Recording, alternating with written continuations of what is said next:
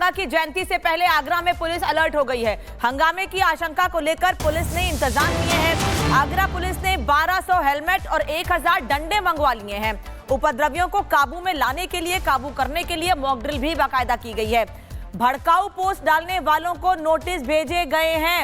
राणा सांगा की जयंती को लेकर आगरा में सुरक्षा के कड़े इंतजाम किए गए हैं। बता दें आपको कि पिछले दिनों रामजी लाल सुमन जो कि सांसद हैं, उन्होंने राज्यसभा में राणा सांगा को लेकर जो बयान दिया था, उसकी नाराजगी के चलते करनी सेना के कार्यकर्ताओं ने बड़ी संख्या में आगरा में तोड़फोड़ की थी और ये तोड़फोड़ रामजी लाल सुमन के घर पर की गई थी। और क्योंकि राणा सांगा की जयंती है और ऐसे में कुछ भड़काऊ पोस्ट सोशल मीडिया पे किए गए हैं, एक तरफ जिन लोगों ने सोशल मीडिया पर भड़काऊ पोस्ट किए हैं उनको नोटिस जारी किया गया है, वहीं आगरा में सुरक्षा के कड़े इंतजाम किए गए हैं। लाठी डंडों तक की व्यवस्था की गई है। उत्तर प्रदेश के आगरा में पुलिस अलर्ट है।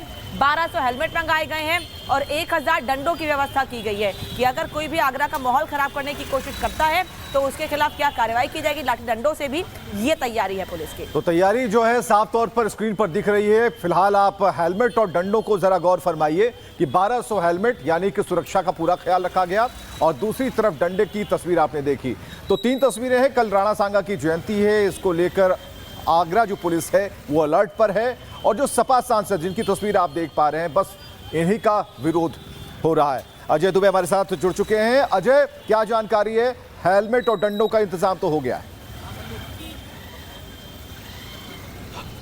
बिल्कुल, सुरक्षा के इंतजाम एहतियातन करता प्रशासन दिखाई दे रहा है, लेकिन सवाल ये भी है कि इतना बड़ा जनमानस इकट्ठा हो रहा है, जबकि उसी जगह पर लगातार पिछले दिनों हमने तस्वीरें देखी हैं कि किस तरीके के प्रयास किए गए। तो जो उस भीड़ को इकट्ठा होने की अनुमति है उसको लेकर भी सवाल दिखाई दे रहे हैं। और निश्चित तौर पर सुरक्षा के एहतियातन जो सिक्योरिटी गैजेट्स हैं, चाहे वो हेलमेट हो, इसके अलावा भीड़ को नियंत्रित करने के लिए जरूरत पड़ने पर इस्तेमाल हो सके ऐसी जो एसेट्स हैं, उनका भी इंतजाम पुलिस की तरफ से किया जा रहा है। पिछले दिनों हमने 2 दफा तस्वीरें देखी जब राणा सांगा के विवादित बयान को लेकर रामजी लाल सुमन के घर पर पहले करनी सेना के लोग, फिर अलग अलग राइट विंग से जुड़ी समाज के लोग पहुंचे और अपना विरोध दर्ज कराया, नारेबाजी की, चूड़ियां फेंकी। लेकिन अब ये जो बड़ी भीड़ आ रही है, एक बड़ी चुनौती प्रशासन के लिए बनकर ये सामने आ रही है।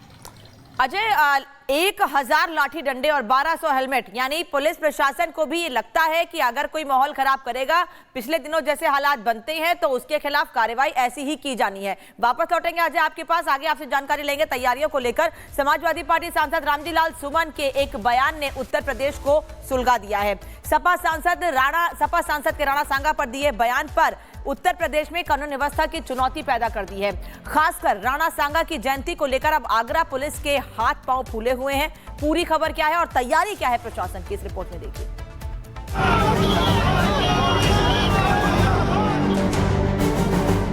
तो मुसलमान तो बाबर की औलाद हैं और तुम गद्दार राणा सांगा की औलाद हो, ये हिंदुस्तान में तय हो जाना चाहिए।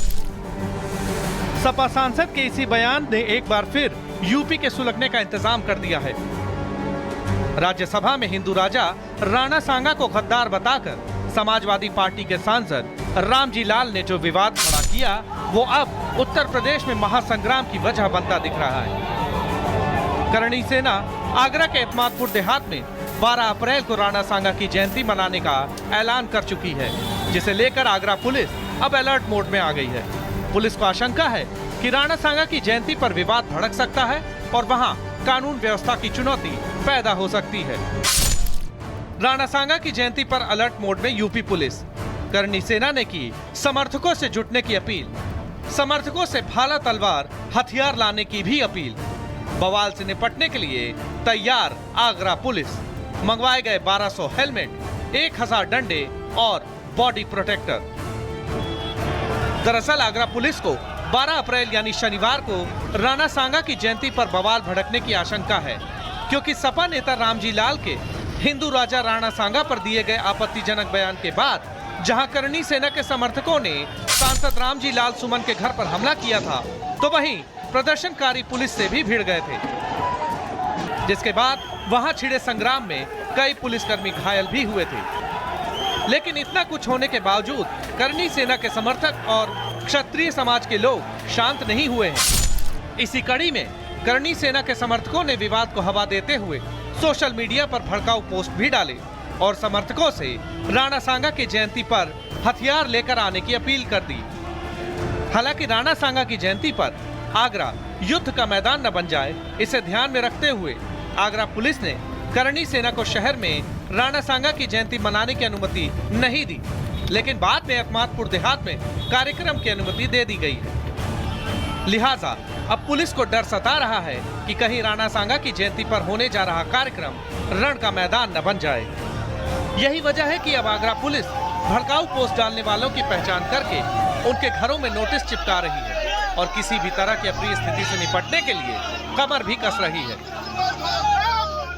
आप जो जिस तरह के देशद्रोही मानसिकता से ग्रसित अखिलेश यादव, उनको जवाब देने के लिए 36 कौम की बिरादरी लखनऊ 1090 चौराहे पे उनकी औकात दिखाने के लिए खड़ी है और सदन से लेकर के सड़क तक उतारने का काम ये 36 कौम के युवा करेंगे। देखिए, सबसे बड़ी बात है कि यहाँ पे जो रणनीति किया अखिलेश यादव जी ने और लोगों ने, उन्होंने सोचा कि दलित वर्सेस ठाकुर हो जाए, ये रणनीति के साथ उन्होंने काम किया। फिर पीडीए उसमें बीच में लेकर के आए।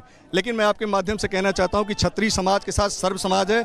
हमारा केवल टारगेट, हमारा केवल दुश्मन केवल राम जी लाल सुमन है, जिसने महाराणा सांगा के ऊपर बयान दिया। 12 जून को आगरा में 3 लेयर सिक्योरिटी प्लान किया गया है। आगरा के चप्पे चप्पे पर पुलिस की नजर रहने वाली है।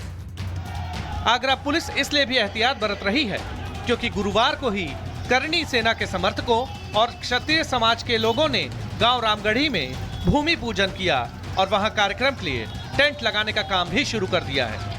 ऐसे में माना जा रहा है कि करणी सेना के इस कार्यक्रम में करीब 3 लाख लोग पहुंच सकते हैं, जिनकी एकजुटता 12 अप्रैल को आगरा में कानून व्यवस्था की गंभीर चुनौती पैदा कर सकती है। ऐसे में सपा सांसद का हिंदू राजा राणा सांगा पर दिया गया ये बयान आगे क्या रूप अख्तियार करता है, फिलहाल इसी पर पूरे उत्तर प्रदेश शासन प्रशासन की नजर टिकी है।